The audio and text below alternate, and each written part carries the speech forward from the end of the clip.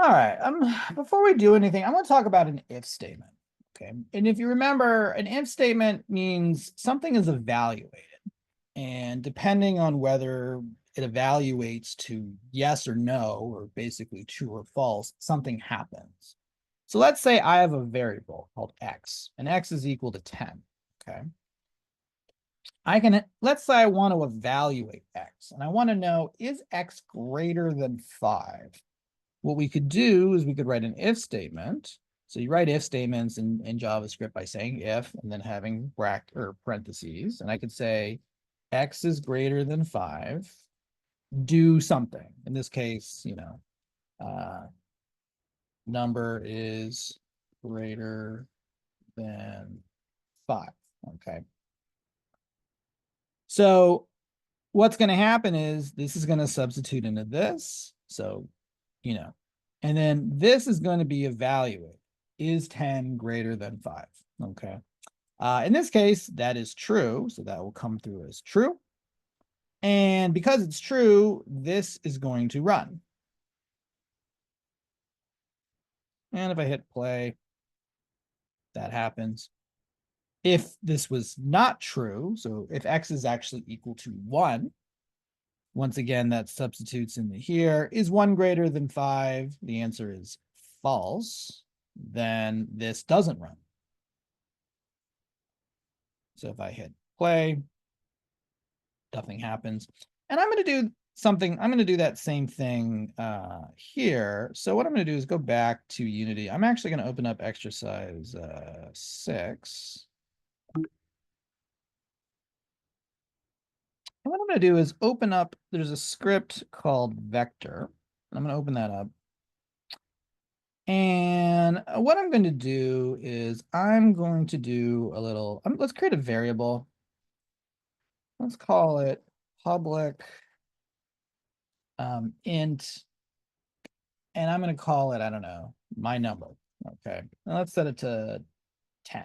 Okay. Now I want to run a function that tests, I want to run a logical to tell, I want to run a logical statement is 10 greater than 5?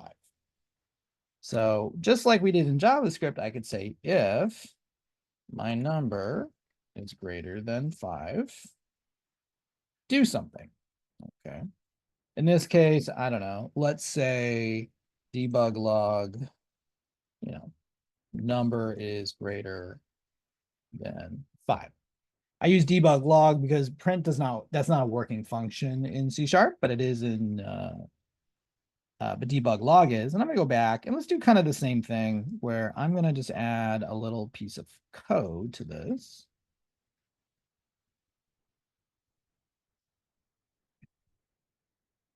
And I'm going to add this. And what should happen, oops, here's the code. I'm just going to drag that in. What should happen is when I play this in my console, it should say, since x is greater, number is greater than 5. Okay. If I were to go back and let's change this value from 1 to 3, is 3 greater than 5? Not last time I checked out math, but let's try it just to be sure. In theory, nothing should happen because that other part doesn't happen. And nothing happens. Okay, this part doesn't count. This is just, this has to do with some things going on. You can see it's clear. Okay. Now, what if maybe I wanted there to be, in case this part doesn't have, if this part is false, at the moment, nothing happens. But if I wanted something to catch this, I could have an else statement that says, okay, well, if this is false, it's not going to do this part, but it will do this. So I'm going to say debug.log number is below 5. Okay. Let's hit save. And let's go back.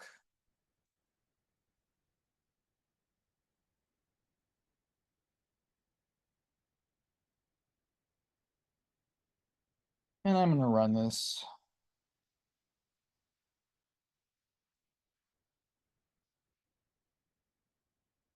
All right. Oops. Except did I not change it? I don't think I changed it.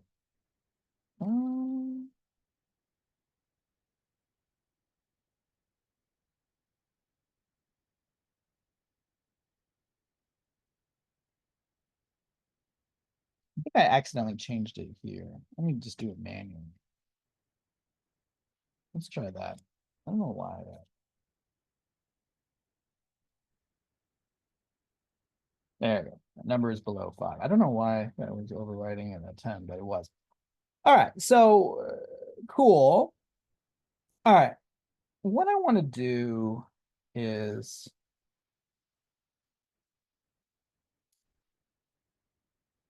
that's working with if statements. We're going to come back to that in a second. Now, I'm going to teach you guys something. I don't know if everyone covered this in their, in their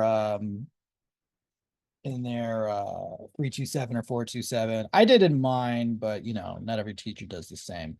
But I want to talk about what an object is. Okay, an object is a variable type. So it's like an integer or a Boolean or a string, but it actually can hold multiple properties. Okay. Not only that, it can actually hold a function too, or what we call a method. So for instance, I'm going to make a car. Okay. This is what we would refer to as a object. And I'm going to start defining properties of this car. Okay. So for instance, the car has a color.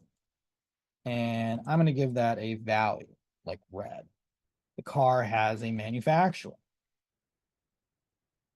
I'm going to give that a value, like Ford. Maybe the car has a total number of miles, like mileage. And I'm going to set that to 30,000,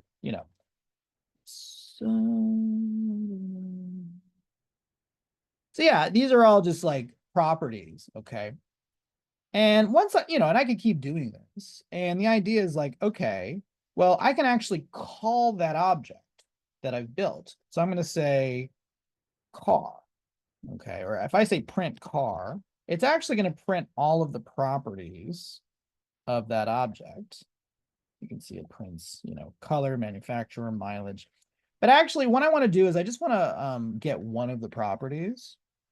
So if I were to say print car dot color, this is what we call the dot operator.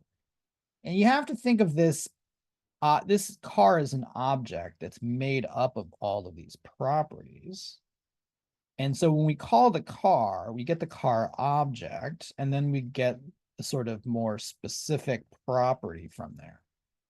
So it's like, all right, let's call up the car, and then I'm going to get specifically the color. And then that would be, if we play this out, that should be red. Okay.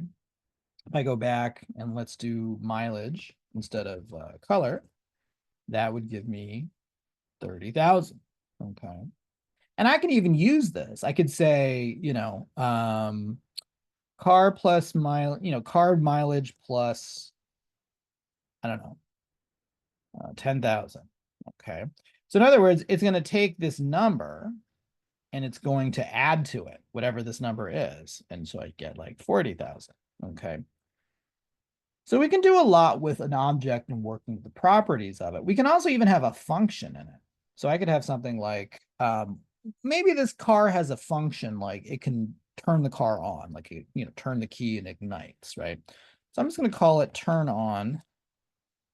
This is a function.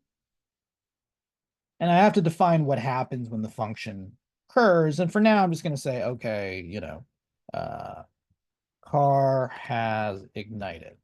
Okay. So what I'm going to do is say car dot turn on. So it's a function, just like we've done with other functions, but it's a function that's built in an object. So I'm calling the object once again, and then saying, okay, this object has a bunch of functions or methods, as we would call them. So here it's like car has ignited because this ran. Now, why am I telling you all of this? Well, Unity has a bunch of objects, okay? In fact, these are called game objects. Let me get rid of So each one of these objects in your hierarchy is considered is a code object that we can deal with. And so each object actually has, each one of these components is considered like a subpart of the object. And we can actually deal with like the transform. Okay, so for instance, this object, we can apply code to an object that can reach into the transform and get some of this information, like the position or the rotation or the scale. Or I could get into, things like the colliders and things like that. Okay, so I'm going to come in here. I'm going to just, let's not worry about this right now. But what I'm going to do is whatever I apply this to, when the game starts or the world starts, let's get the transform component, and I want to grab the position part of it. That's the sub part of this. And then we're going to give it a new value. Okay. Now, normally a value, this usually take 3 values, X, Y, and Z. When we do that in programming, that's called a vector 3. Okay. Vector 3 meaning for like X, Y, and Z. So I'm going to make a new vector. And I can give it the values 0, 5, and 0. And so what this is saying is, okay, when we start the game, set the whatever object I apply this script to, set its X to 0, its Y to 5, and its Z to 0. All right, so let's try this. I'm gonna go back. And oops. Oop, vector 3, not vector. Let's go back. I'm gonna try this out.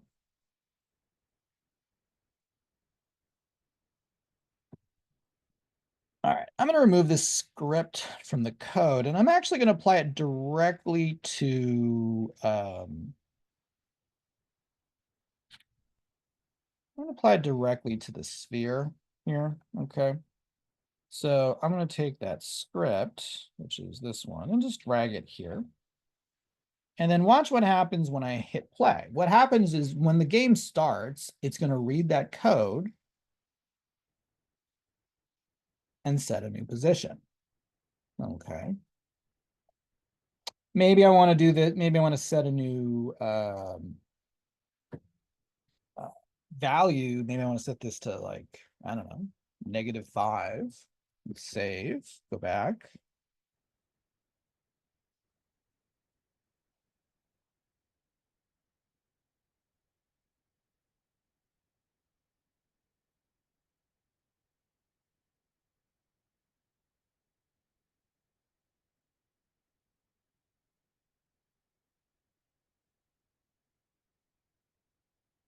Okay. So this should be set to, if I click on the sphere, it's set to those values of -5, 5, and 0. In fact, I can even do, we can even do variable substitution. I have this variable I created called my number, right? Let's set that to my number. So whatever my number is set to, that's going to be the X value. So let's turn this off.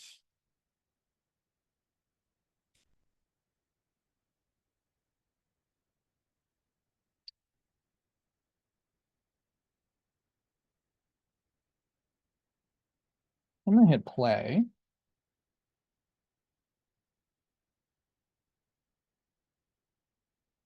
Okay. And so that's affecting it.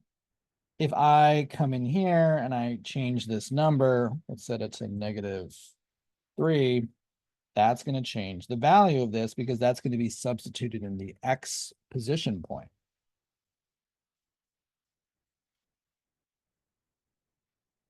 Okay.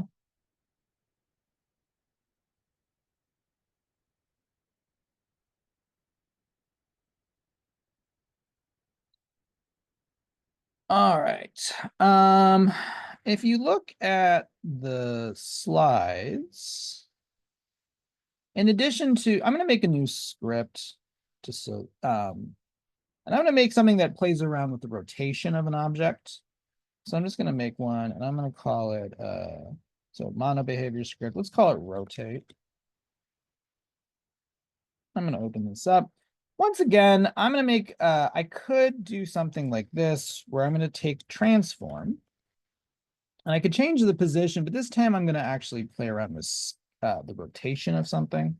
And the way we would do that is we are going to use the property rotate. Okay. And like with position, it also uses an X, Y, and Z, but this time it's not a coordinate point, it's a rotation, how much of 360 degrees. So I'm going to say transform.rotate. And what I want to do is I want to rotate this cube. And I think I want to, let's see which, I think I want to rotate it. Yeah, I want to rotate it on the y-axis, which would be, I'm going to rotate it like 45 degrees. So I'm going to say transform rotate 0, 45, 0. What this means is that when I apply this, when the game starts, grab the transform panel, change rotation to X of 0 degrees, Y of 45 degrees, Z of 0 degrees. So I'm going to go back. Let's try this out. I think I did this correctly. Looks like I might be missing a semicolon. No, I think I'm okay. Let's grab that, apply it here.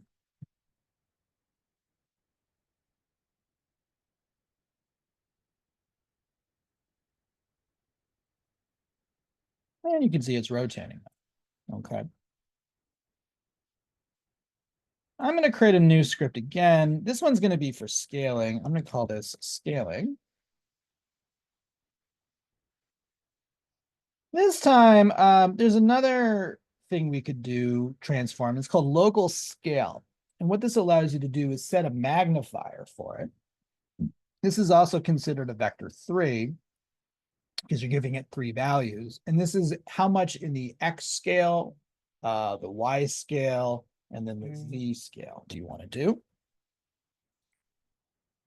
So what I'm going to do is, once again, I'm going to go inside of start. Let's do transform dot local scale. So the way it works is that 1 is considered like the default. Think of 1 as 100%. So if you did 2, that's 200%. If it's 0.5, that would be like 50%. So if I did 1, if I did 2, 2, 2, that would mean I'm scaling everything by a ratio of 2. And let's go back. And I'm going to apply it to this capsule here. So I'm going to click and drag this. All right. And let's try this.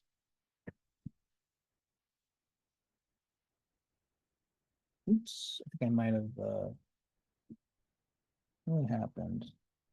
Did not, oh, sorry. It's local scale equals new vector 3. There we go. I was giving it the wrong value type. I think that should fix that problem.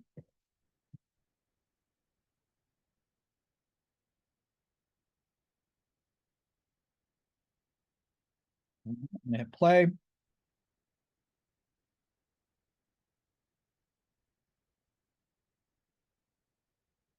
Okay, you can see it got a little smaller, but you can see the scale is correct. I guess it was already bigger than 2. So let's set it to like, I don't know, 5, 5, 5.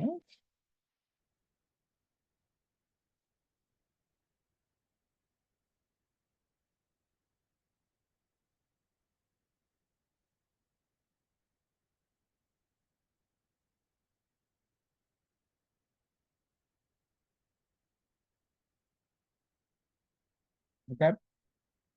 If I wanted to have some fun, what I could do, because I'm a nerd and doing coding is fun for me, what I'm going to do is I'm going to make a public variable. I'm going to call it, let's make it a float. Let's call it ratio. I have to call it a float ratio. I'm doing that so I can use a decimal number. And let's just set it to, I'm set it to 2 as the default. And then what I'm going to do is say, okay, 2f. And then what I'm going to do is say, okay, ratio, ratio, ratio. So the idea here is that whatever this is will get implemented 3 times. So it'll scale it that dimension. So if I do like 2, it'd be 2, 2, 2. If this is 3, it'll be 3, 3, 3. If it's 4.5, it'll be 4.5, 4.5, 4.5. Okay, hopefully that kind of makes sense. Let's try this out. See if I can get this to work.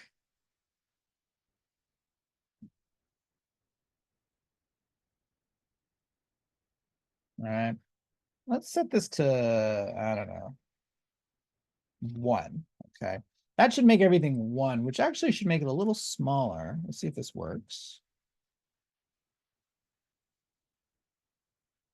Okay, and it does. And then this time I'm going to make it, I don't know, 5.5. It should make it a lot bigger. Let's run it again.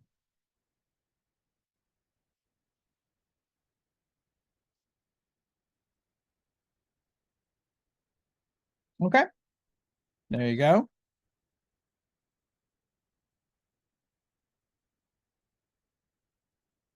So let's combine this with the if statement that I talked about before. So remember how I said like we can evaluate something and say whether something is, above or below something. So for instance, let's say I'm going to set the height of an object. Let's say, so I'm going to make an X, I'm going to make a Y value. Public Y, or it should be let's do integer Y value. Let's set it to, no, 5. Okay. And then I'm going to put this variable for that right here, Y value. And then what I'm going to say is, well, okay, if the Y value is above 5, let's rotate the item. And if not, don't rotate the item. So if Y value is more than 5, this dot rotate 0, 45, 0. Okay. So what I'm going to do is let's set this to 10. That starts off. Oops. I forget something.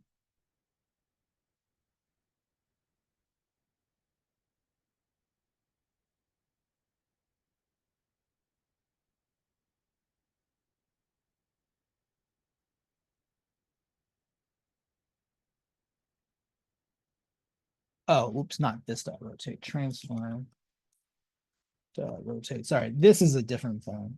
Sorry about that. That's why I was wondering why I couldn't find this. All right.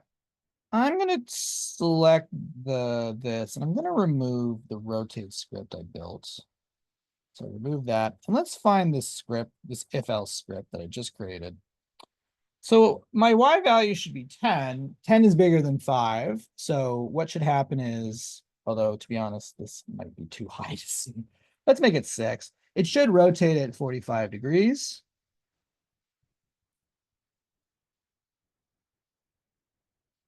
There you go. I guess 10 would have worked. I was afraid it'd be too tall. Let's try it again.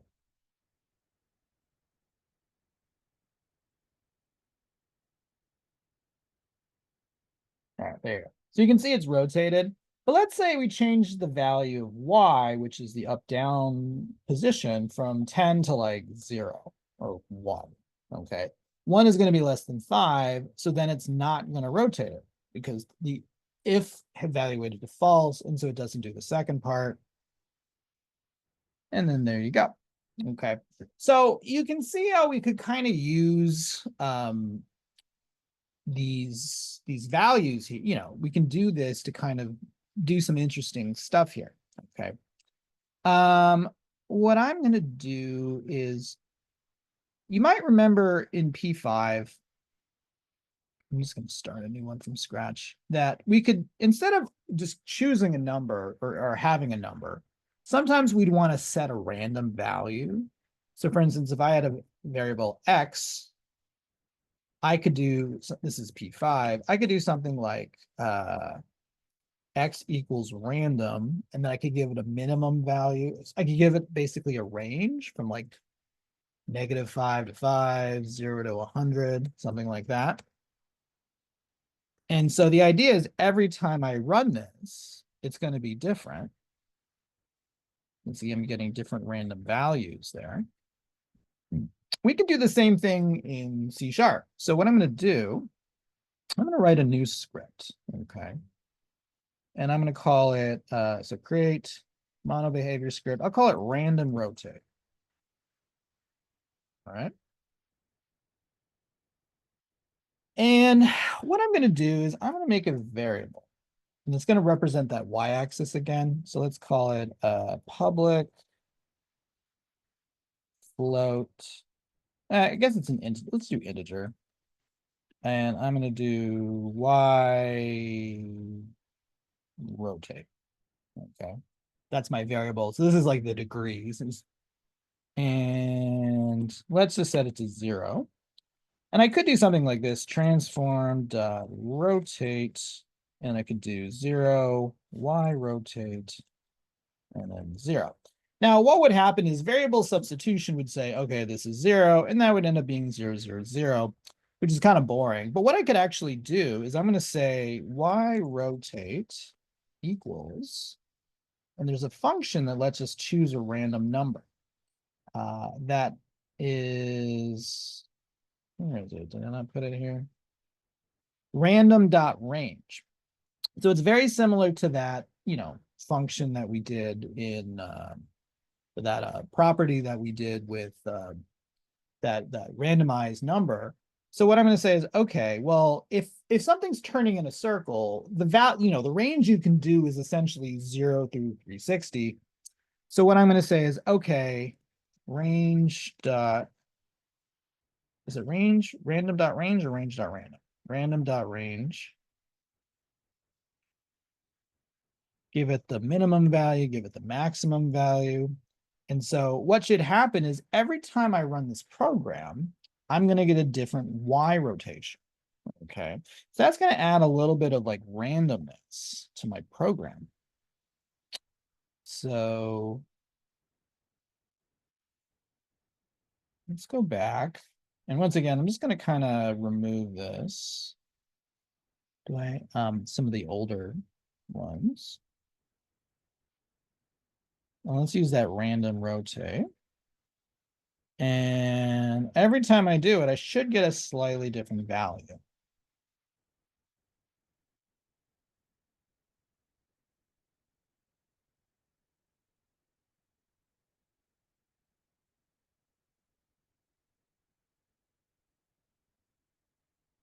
Okay.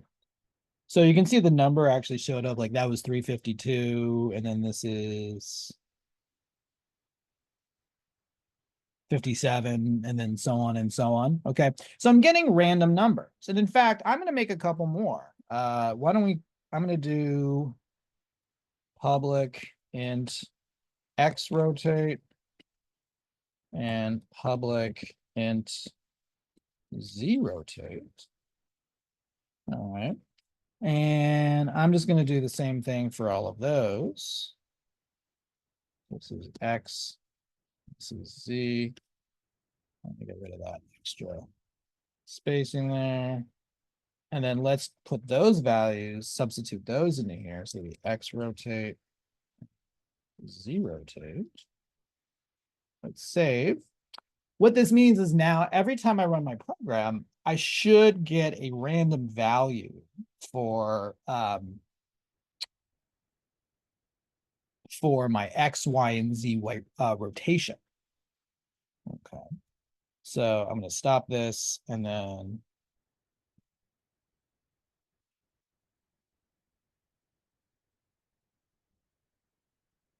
all right, see how that differs it or changes it.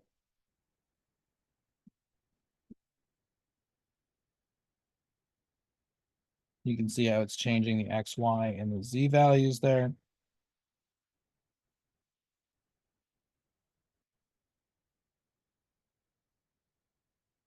Okay. And, we could do this with the scaling. I could go back to the scale. Right now, it's like, this is a set value, but I could make this a random value and have ratio be a random range. It could go from, 1 to 10 or, something like that. We could do the same thing here with position points. I could have an X position, a Y position, and a Z position, and I could set these to random values if I wanted to. Why would you want to do that? Well, you don't always want everything in the same spot. Sometimes it's nice to have some randomness so that every time you run your game or your world, things work a little bit differently. And this is how we could do that with just a little bit of simple code there. All right, in the last video, I'm going to talk about events, more specifically the collision and how to run our own functions too, okay?